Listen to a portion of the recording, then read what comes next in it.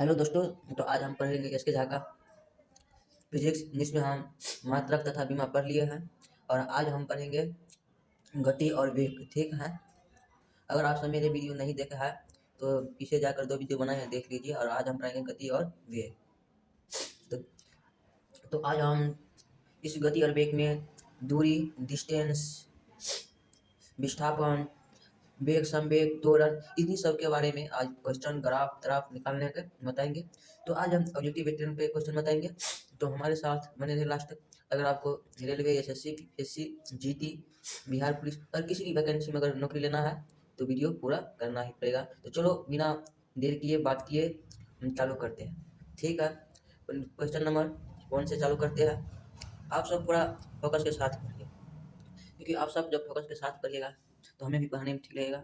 और आप सब कमेंट में जरूर बताइएगा कि हम कहाँ से पढ़ रहे हैं, ताकि हमें पता चले कि हमारा वीडियो कहाँ तक जा रहे हैं। ठीक है। तो क्वेश्चन नंबर 1 क्या बोल रहा है कि एक पिंड वेग u यानी प्रारंभिक वेग से ऊर्ध्वाधर ऊपर फेंका जाता है। इसके ऊपर उठने की अधिकतम ऊंचाई क्या होगी? अधिकतम ऊंचाई होगी। तो कोई वेग है जिसे प्रारंभिक वेग से फेंका जाता है, तो उसे ऊपर उठने की अधिकतम ऊंचाई क्या होता है? तो क्या होता है दोस्तों? u/g, u² g, u/2g। तो इन दोनों गलत है, ए भी गलत है। तो इसका आंसर क्या होगा? b4 Baahubali, u²/dg। ठीक है। अगला क्वेश्चन चलो देखते हैं। पेन थोड़ा मोटा हो गया है, पतला कर लेते हैं। अगला नंबर क्या बोल रहा है कि किसी पिंड के लिए विस्थापन तथा दूरी का अंकिक अनुपात क्या होगा? बोल रहे दूरी का अंकिक अनुपात क्या होगा? सदैव 1 से कम होगा, सदैव 1 के बराबर होगा, सदैव 1 से अधिक होगा, 1 के बराबर तक कम। तो किसी गतिमान पिंड के विस्थापन तथा दूरी का अंकित मान क्या होगा? 1 के बराबर अथवा 1 से कम। Answer D for Devsena. ठीक है। 3 नंबर क्वेश्चन बोल रहा है यदि किसी पिंड का विस्थापन समय के वर्ग क्रमानुपाती है तो वस्तु गमन करती है। बोल रहा है कि किसी पिंड का विस्थापन समय के वर्ग क्रमानुपाती है। ठीक है। तो बोल रहा है तो गमन करेगी, किस वेग से गमन करेगी? एक समान त्वरण से, बढ़ते त्वरण से या घटते से? एक समान वेग से या एक समान त्वरण से या बढ़ते त्वरण से या घटते त्वरण से? तो इसका आंसर होगा कि जब किसी पिंड का विस्थापन समय के वर्ग के अनुक्रमानुपाती होता है तो एक समान त्वरण से क्या होता है? गमन करती है। B4 बाहुबली। और कभी मेरी हवेली का। ठीक है। B4 बाहुबली। 4 नंबर क्या बोल रहा है कि मान लीजिए कोई लड़का 10 मीटर पर सेकंड इनवर्स की नियत चाल से मेरी ग्राउंड झूले पर सवारी करने का आनंद ले रहा है। इससे ज्ञात होता है कि वो लड़का है, विराम में है, बिना त्वरण के गमन कर रहा है या त्वरित गति में है, एक समान वेग से गमन कर रहा है। देखो सिंपल सी बात है भाई, अगर वो झूला झूल रहा है तो त्वरण से होगा। एक साथ जब झूला झूलते हैं तो थोड़ा ज़्यादा थोड़ा कम तो होते रहता है, इसलिए त्वरण की गति से। 5 नंबर क्या क्वेश्चन बोल रहा है कि VT ग्राफ द्वारा घेरा गया क्षेत्रफल किसी भौतिक राशि को निरूपित करता है जिसका मात्रक है। तो बोल रहा है ये जो पैरेललोग्राफ आप देख रहे हैं किस भौतिक राशि को निरूपित करता है? तो ए ऑप्शन है ये मीटर स्क्वायर, बी में है मीटर क्यूब, सी में है मीटर क्यूब और डी में है मीटर सेकंड इनवर्स। तो इसका आंसर होगा मीटर। ठीक है। क्या होगा? Metre cube. सिंपल से रेखा की मात्रक मीटर। तो क्या होगा? B4 बाहुबली। सॉरी भाई। ठीक है। दिए गए V और T ग्राफ से यह निकाल सकते हैं कि पिंड है। अब देख लो भाई, इस तरह का ग्राफ है, इससे क्या निष्कर्ष निकलता है? देख एक समान वेग से, देख लो भाई, देख लो एक समान वेग से भी ऊपर की तो यू ऊपर की तरफ टी इधर एक समान वेग से जा रहा था। क्या होगा? Option 1 number. ठीक है। 7 ऑप्शन क्या बोल रहा है कि 4 ABCD किसी समतल सड़क पर गति कर रही है, इसके दूरी समय ग्राफ में दर्शाई गई है, सही कथन चुनिए। बोल रहा है सही कथन चुनिए। तो देखते हैं इस तो देखते हैं सही कथन को चुनिए। ठीक है। चलो सही कथन चुनते हैं। तो बोल रहा है कार ए की चाल कार डी से अधिक होगा। ऑप्शन नंबर ए गलत है, नहीं होगा। बी बोल रहा है कार बी सबसे धीमी है, ये करेक्ट आंसर है। ठीक है। 8 नंबर बोल रहा है 18 नंबर क्वेश्चन कि चित्र का कौन सा ग्राफ एक समान गति का सही निरूपण करता है? बोल रहा है ऐसे कौन सा ग्राफ है जो एक समान गति से कर रहा है? तो सिंपल सी बात है भाई, यहाँ से उधर सीधे निकल गया। सिंपल सी बात है। इसको देखो, इसके देखो इस तरह जा रहा है, इसको देखो अपना कोई मतलब ही नहीं है, लेकिन ए में देखो एक सीधी तरह जा रहा है, कितना आसान लग रहा है तुमका। ठीक है, तो ए आज का आंसर क्या होगा, एन। ए आंसर क्या होगा, ए। आओ कभी हवेली पर। ठीक है, बी नन वर्ड क्या बोल रहा है, वेग समय ग्राफ की प्रवणता से प्राप्त होता है। तो ए नंबर बोल रहा है दूरी, बी में विस्थापन, सी में त्वरण, डी में चाल। तो ये सही आंसर क्या होगा, त्वरण। वेग समय ग्राफ यानी वेग में परिवर्तन को क्या बोलते हैं, त्वरण। तो सिंपल सी बात है भाई, त्वरण होगा ऐसा आंसर, दोनों का सी। चलो 10 नंबर क्वेश्चन देखते हैं। 10 नंबर क्वेश्चन क्या बोल रहा है, 10 नंबर क्वेश्चन, 10 नंबर क्वेश्चन बोल रहा है, थोड़ा बता देते हैं। 10 नंबर क्वेश्चन, 10 नंबर क्वेश्चन बोल रहा है कि नीचे दिए गए प्रकरणों में से किसमें चली गई दूरी तथा विस्थापन के परिमाण समान होता है। बोल रहा है नीचे दिए गए प्रकरणों में से किसके चली गई दूरी विस्थापन परिमाण समान हो। किसका चली गई दूरी परिमाण विस्थापन समान हो। तो पहला सुनिधि कार सीधे सड़क पर गमन करती है, ये नंबर। बी नंबर वाले कार भी कार पे इतना नहीं होगा, लोलक इधर उधर ये भी नहीं होगा, पृथ्वी सूर्य की परिक्रमा कर रहा है ये भी नहीं होगा। तो देख आंसर होगा यदि कार सीधी सड़क पर गमन करती है, तो अगर कोई कार सीधी सड़क पर गमन करती है उसे कोई मरण नहीं आता, तो कितना शायद 70 की स्पीड पे चलते रहता है और कभी जाके उड़ जाता है। इसीलिए थोड़ा गाड़ी लिमिट में चलाइए, एक समान सड़क है तो एक समान चाल से चलाइए, लेकिन लिमिट में चलाइए। ठीक है, यही आप सबसे कहेंगे। 11 नंबर क्वेश्चन क्या बोल रहा है कि सरल रेखीय पथ के अनुदिश त्वरित गति से गतिमान, ठीक है, पिंड के लिए कौन सा सही नहीं है, कौन सा सही नहीं है। इसकी चाल परिवर्तित होती रहती है, ये भी सही है। इसकी वेग सदैव परिवर्तित होती है, वेग भी सदैव होगा। चाल परिवर्तन तो सद वेग भी परिवर्तन। इसकी सदैव यह सदैव पृथ्वी से दूर जाता है, एकदम सही आंसर क्या होगा, सी। 11 क्या होगा, सी। 12वां क्वेश्चन क्या बोल रहा है कि नकारात्मक त्वरण निम्न में से किसकी दिशा को विपरीत होता है। नकारात्मक तो त्वरण होता है, नेगेटिविटी तो होता है, वो किसकी दिशा के विपरीत होता है। तो वेग का नहीं, वेग का देखो समय के साथ वेग में परिवर्तन को क्या करते हैं, त्वरण। अगर वेग में परिवर्तन तो त्वरण में परिवर्तन, तो क्या बोल रहा है कि विपरीत होता है, तो विपरीत किसमें होगा, वेग में। ठीक है, 12 का ए।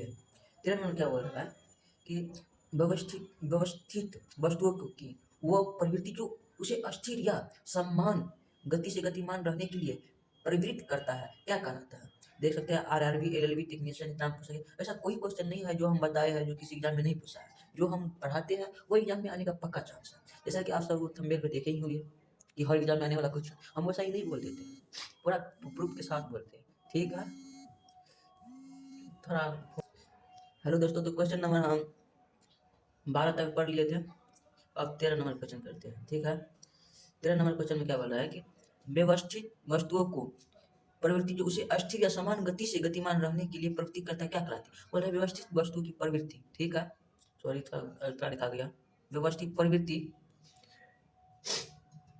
प्रवृत्ति जो उसे अस्थिर, क्या बोल रहा है, अस्थिर समान गति रहने के लिए प्रवृत्ति करता है, क्या कहलाता है। तो आपका ए नंबर ऑप्शन है जड़त्व, बी है बल, डी है संवेग और सी क्या है, ऊर्जा।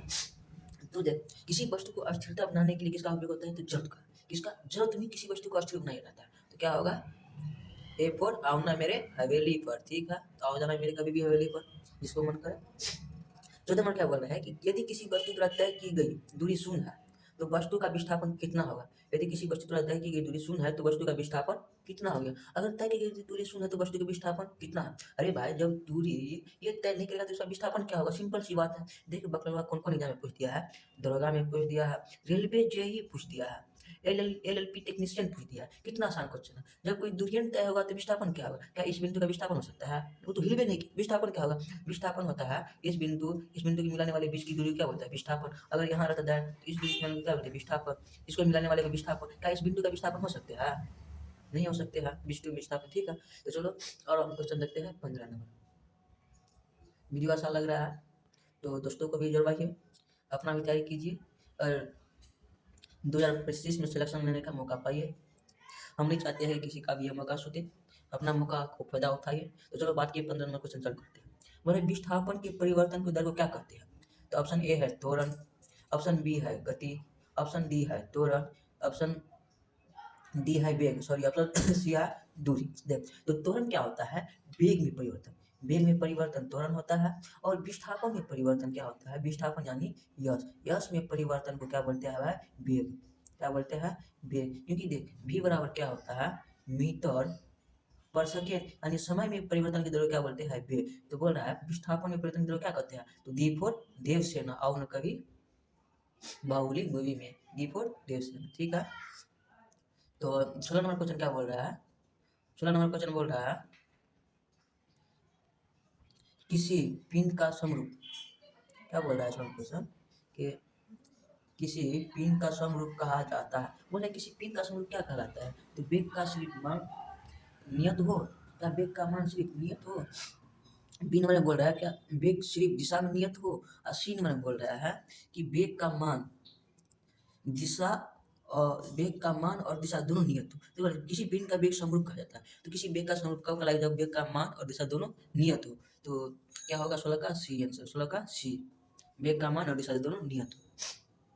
17 नंबर क्वेश्चन क्या बोल रहा है, 17 नंबर क्वेश्चन, तत्कालीन वेग और औसत वेग तब तक बराबर होता है जब तक, बोला तत्कालीन वेग और औसत वेग कब तक बराबर हो सकता है, एक समान त्वरण से चलेगा तब भी बराबर नहीं होगा, एक विपरीत चाल से चलेगा तभी बराबर नहीं होगा, परिवर्तन होगा तभी बराबर नहीं होगा। उसे तत्कालीन वेग और समान एवं औसत वेग को बराबर होने के लिए त्वरण कितना होना होगा, शून्य होना होगा। क्या होगा, शून्य, D for Devasena. 18 number question क्या बोल रहा है, किसी बिंद का विस्थापन समय के समानुपाती पाया जाता है, किसी बिंद का विस्थापन समय के समानुपाती पाया जाता है, तो वेग के समरूप, त्वरण के समरूप, त्वरण ऋणात्मक, अब इस वेग के शून्य, विस्थापन के समानुपाती। तो सिंपल सी बात है भाई, वेग के समरूप क्या, वेग के समरूप क्या होता है, पिंड का विस्थापन के समानुपाती। 18 का ए नंबर आंसर होगा, ठीक है।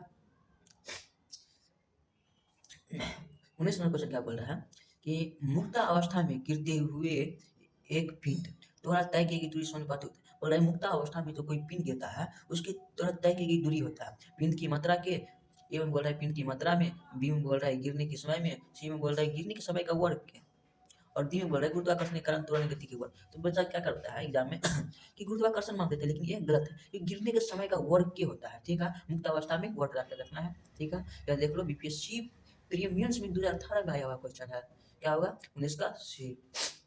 20 में क्या बोल रहा है, 20 में बोल रहा है क्वेश्चन, थोड़ा बता देते हैं।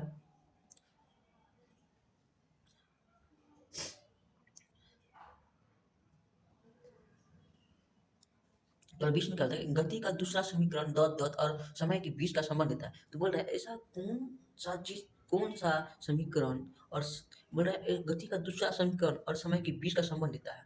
तो क्या हुआ, संवेग देता है, क्या वो त्वरण देता है, क्या वो वेग देता है, क्या वो स्थिति देता है। देखो गति द्वारा समीकरण और समय संवेग नहीं दे सकता, त्वरण नहीं दे सकता। अरे भाई स्थिति बताएगा कि समीकरण का, कि गति का समीकरण, गति द्वारा दूसरा समीकरण और समय की स्थिति बताएगा ना भाई, मैं यहाँ पर हूँ तो इतना रफ्तार से आ, तो इतना फास्ट भाग, हर तो किसी को भी स्थिति पता रहेगा तभी ना। तो देख लो RRBJ RSR कितना पूछा गया, कुछ ना, हम फालतू क्वेश्चन बते भी नहीं करते हैं। आप सब मेरे साथ बने रहिए एग्जाम में, आपको क्वेश्चन पूरा हाथ में साइंस का देने का जिम्मेदारी मेरे है, और मैं खान सर का PDF पढ़ाऊंगा सोशल साइंस, और साइंस पढ़ाऊंगा SK शाह का, मैं दोनों को साथ में लेकर चलूंगा। तो आप सब मेरे साथ बने रहिए, हर रोज डे आपको एक एक वीडियो मिलेगा, आप सब देख लीजिएगा। तो क्वेश्चन ऑप्शन क्या बोल रहा है कि निम्न में से कौन सी मात्रा चाल के साथ इसकी गति निर्देशित करती है, कौन सी मात्रा। तो ए नंबर क्या बोल रहा है, संवेग, बी विस्थापन, डी बल, सी क्या होगा, सी वेग। बोला कौन सा मात्रा चाल के साथ इसकी गति निर्देशित करता है, तो सी क्या होगा, सी फॉर काइट, क्या होगा वेग, सी फॉर काइट। बाईस क्या बोल रहा है कि एक निश्चित दिशा में बढ़ रही वस्तु की गति को वैज्ञानिक शब्दावली में किस पद के रूप में जाना जाता है। बोल रहा है एक निश्चित दिशा में बढ़ रही वस्तु की गति को वैज्ञानिक शब्दावली में किस पद के रूप में जाना जाता है। तो भाई सिंपल सी बात है, अगर कोई चलेगा चलेगा दूरी के साथ समय में परिवर्तन होगा तो क्या कहलाएगा, वेग कहलाएगा। सिंपल सी बात है भाई, इतना सिंपल सी बात है। तो A4 आओ ना मेरे हवेली पर, A4 आओ ना मेरे हवेली पर, पैसा क्या होगा A4 आओ ना मेरे हवेली पर। 23 नंबर क्वेश्चन क्या बोल रहा है कि एक समान तल वाली सीधी सड़क पर नियत त्वरण से दौड़ने वाली कार के संबंध में इनमें से कौन सा कथन सत्य है। कार का त्वरण शून्य है, कार का वेग शून्य है, कार का त्वरण निरंतर बदल रहा है, कार का वेग निरंतर बदल रहा है, कार का त्वरण निरंतर बदल रहा है, कार का वेग निरंतर बदल रहा है। तो देखो यहाँ पर बोला है एक समान तल वाली सीधी सड़क पर नियत त्वरण से दौड़ने वाली कार का संबंध में इनमें कौन सा कथन सत्य है। तो ए नंबर गलत है, बी गलत है, सी गलत है, डी नंबर क्या है सही है, डी फोर देवसना, कार का वेग निरंतर बदल रहा है, ठीक है। 24वां क्वेश्चन बोल रहा है द का उपयोग यानी किसका उपयोग एक वस्तु की समग्र गति का वर्णन करने और किसी दिए गए समय पर इसकी प्रारंभिक स्थिति को संदर्भ में अंतिम स्थिति का पता लगाने के लिए किया जाता है। आप देख सकते हैं दोस्तों आईएएस प्रीवियस क्वेश्चन है जो 1996 में किया गया, भारत का सबसे बड़ा एग्जाम यूपीएससी। तो इसका आंसर क्या होगा, दूरी और विस्थापन। जो इसका सी फॉर काइट। 25 में क्या बोल रहे हैं क्वेश्चन कि एक वस्तु को ऊपर की ओर फेंका जाता है, ठीक है, यह 100 मीटर ऊंचाई तक जाती है, फिर फेंकने वाले के पास वापस आ जाती है। यानी हम कोई वस्तु फेंकते हैं फिर मेरे पास वापस आ जाता है। देख सकते हैं तो बीपीएससी 2018 में पूछा गया क्वेश्चन है। तो क्या होगा इसका सही आंसर, चलो देखते हैं। ऑप्शन तो जानना पड़ेगा ना, इसका ऑप्शन क्या होगा, तो चलो देखते हैं। थोड़ा जूम कर लेते हैं ताकि आप सबको भी अच्छा लगे देखने में, हमें भी डिस्टर्ब नहीं करेगी कोई, ठीक है। तो क्या बोल रहा है ऑप्शन ए, वस्तु का वास्तविक विस्थापन 50 मीटर, वस्तु पर आधार की कुल दूरी 0, वस्तु का वास्तविक विस्थापन 100 मीटर, वस्तु का वास्तविक विस्थापन 0। तो देख भाई, अगर कोई वस्तु 100 मीटर ऊंचा फेंके है और फिर 100 मीटर नीचे आ गया तो क्या इसका दूरी बीच में कितना है, 0 नहीं हो गया है। सिंपल सी बच्चा वाला क्वेश्चन पूछ देता है। 25 नंबर क्वेश्चन क्या बोल रहा है कि एक वस्तु को ऊपर की ओर फेंका जाता है, यह 100 मीटर यानी 100 मीटर की ऊंचाई तक जाती है, फिर फेंकने वाले के पास वापस आ जाती है।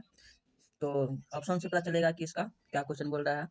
तो क्वेश्चन बोल रहा है कि ए नंबर बोल रहा है वस्तु का वास्तविक विस्थापन 50 मीटर होगा, और बी में ऑप्शन दिया है कि वस्तु द्वारा तय की दूरी शून्य, कुल दूरी शून्य होगा। भाई दूरी कैसे शून्य हो सकता है, 100 मीटर ऊपर गया है, 100 मीटर नीचे आया है, तो कुल दूरी कितना हुआ, 200 मीटर। 80 नंबर में क्या बोल रहा है कि वस्तु का वास्तविक विस्थापन 100 मीटर, ये भी नहीं होगा। जब दोनों गया और फिर ऐसा गया ऐसा आ गया तो दूरी तो समान हो गया, तो विस्थापन क्या होगा इसका, शून्य। डी फॉर देश होना, 25 का डी आंसर। 26 में क्वेश्चन क्या बोल रहा है, यदि कोई वस्तु समान समय अंतराल में असमान दूरी तय करती है, समान समय अंतराल में असमान दूरी तय करती है, कोई समान दूरी तय नहीं करते हैं, तो बोल रहा है तो इसे यानी डॉट डॉट कहा जाता है, यानी ऑप्शन से क्वेश्चन बनेगा।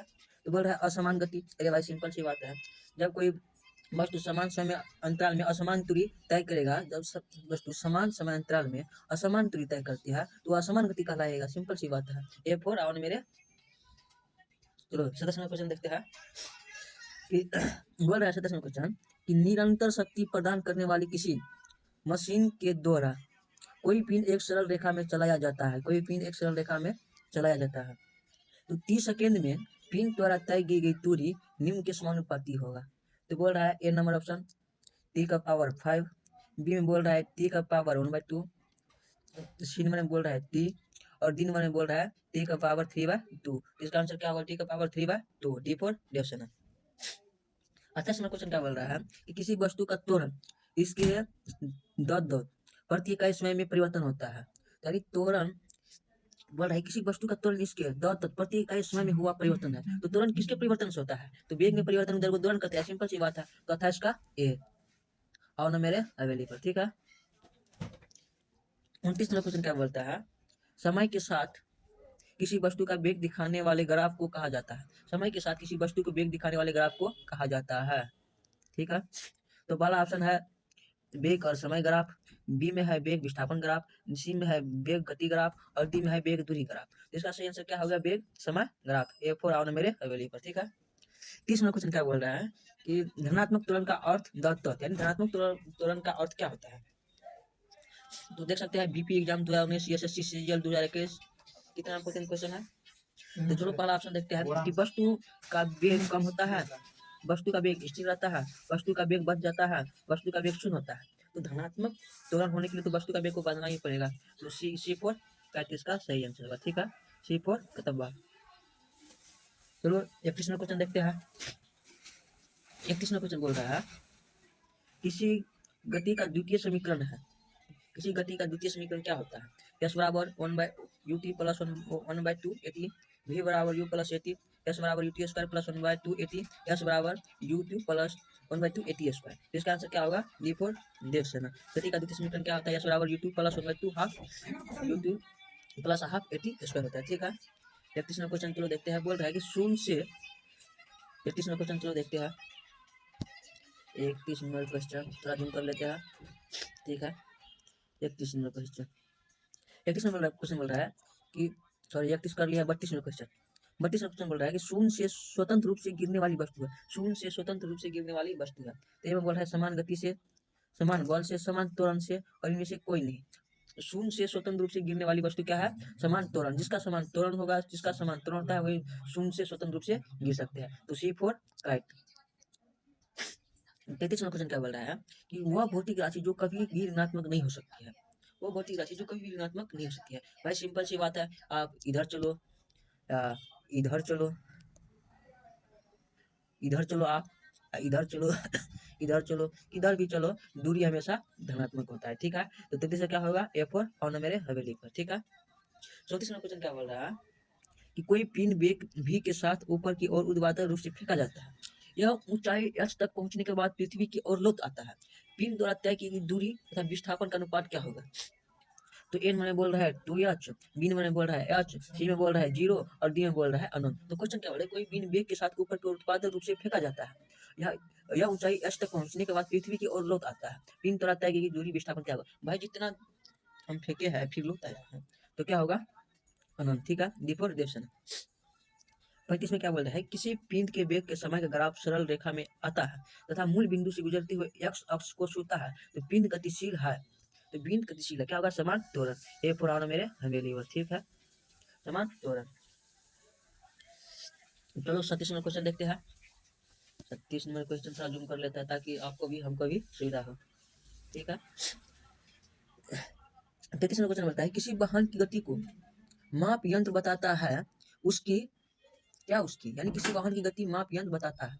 माप यंत्र किसको बताता है? औसत चाल को, दाक्षिणात्य चाल को, अधिकतम चाल को, असुरक्षित चाल को। तो बी फॉर बाहुली, दाक्षिणात्य चाल को बताता है। ठीक है, 37वां क्वेश्चन बोल रहा है एक पिंड प्रारंभिक वेग u वेग से ऊर्ध्वाधर रूप से एक फर्श से टकराता है तथा उसी गति से उछलता है, गति में परिवर्तन होता है, तो क्या? -2u के बराबर होता है। ठीक है, डी फॉर देवसेना। 38 में क्या बोल रहा है कि एक समान वृत्तीय गति में, एक समान वृत्तीय गति में, तो ऑप्शन है चाल एवं वेग दोनों में अचर है, ये तो जरा सा गलत है।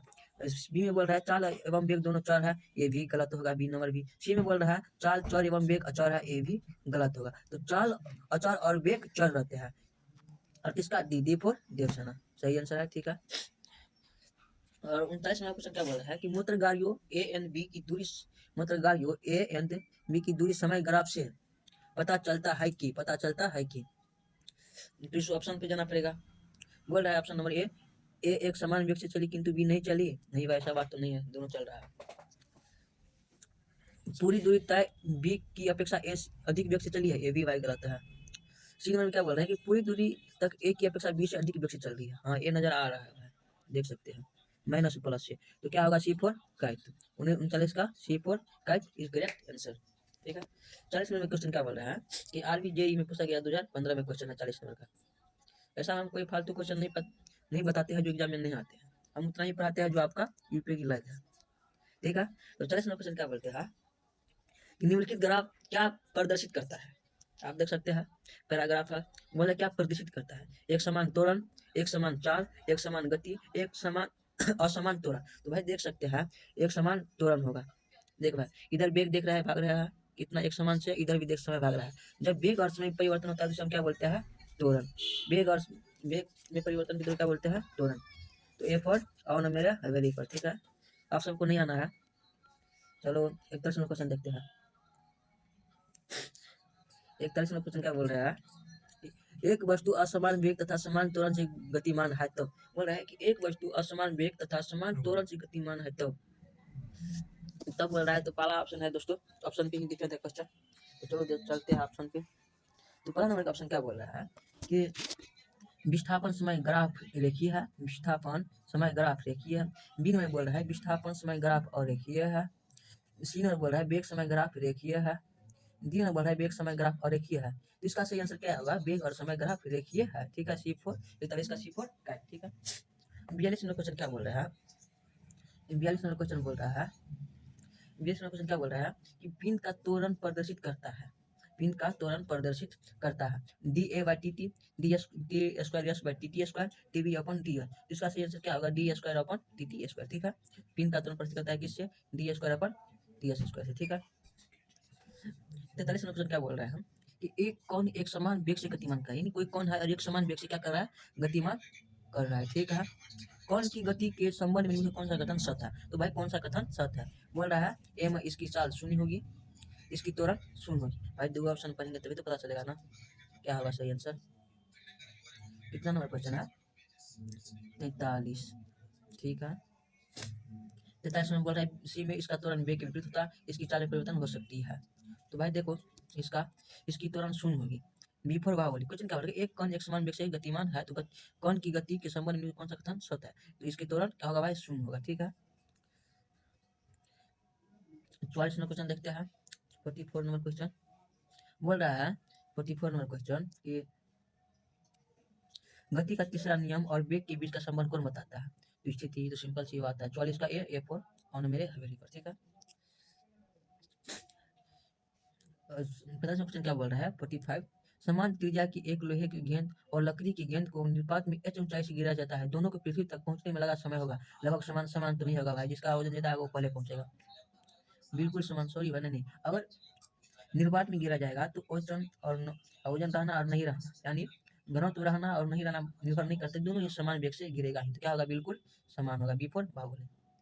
46 नंबर क्वेश्चन क्या बोल रहा है कि गति को सर्वप्रथम किससे परिभाषित किया जाता है? तो गति का सर्वप्रथम किससे परिभाषित किया जाता है? तो गैलीलियो ने, न्यूटन ने, केपलर ने, डॉल्मी ने। तो गति के सर्वप्रथम किसने परिभाषित किया? तो किसने किया है? गैलीलियो ने। लेकिन नियम किसने दिया है? न्यूटन ने। तो याद रखना दोनों पॉइंट। 47 नंबर क्वेश्चन क्या बोल रहा है कि गति का पहला समीकरण किसके बीच संबंध दर्शाता है? तो स्थिति और समय के बीच, वेग और समय के बीच, स्थिति और वेग के बीच, वेग और त्वरण के बीच। तो क्या होगा? डी फॉर डी ऑप्शन है, वेग और त्वरण के बीच।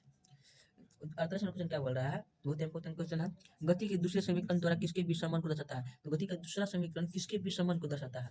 तो स्थान और समय के बीच को। B for Baahubali, B for Baahubali. ठीक है, 49 क्वेश्चन क्या बोल रहा है, 49 एक कण स्थिर अवस्था में शुरू होने के बाद 20 सेकंड के लिए स्थिर त्वरण का अनुभव करता है। 20 सेकंड के लिए स्थिर त्वरण का अनुभव करता है। यदि यह पहले 10 सेकंड में x1 और शेष 10 सेकंड में x2 दूरी तय करती है तो इनमें कौन सा सही है?